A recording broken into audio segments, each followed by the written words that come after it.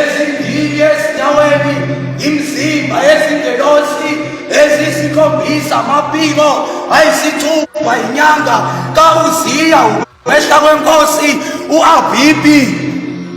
Esandleni ngiphethe amahlahla elomthole elomganu elomlahlankosi.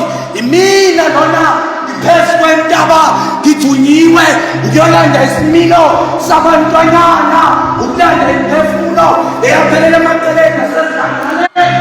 Imina lona ngiyolanda isimilo sabantwanyana nawesabantwana. Imina lona ngiyolanda isimilo sabapoeta abanye abantu bezakazela. Mina ngiphezu kwentaba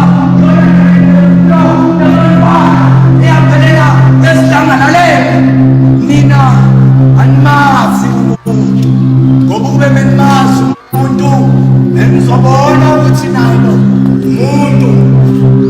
Kepha kwakuyomele ngikholwe, uma ngabe ngikholwa kwakuyomele ngikholwe ngoba ngikholwa, ningakholwa ngoba ngikholwa. Noma nibona abanye abantu bekholwa, kwakuyomele ngikholwe ngisho izinto engingakaze nazibona zikhona, nezinto engingakaze nazizwa zikhona. Kepha nikholele ukuthi sikhona futhi sisazoba khona. Manje nami ngabe ngisakhona futhi ngisakhona.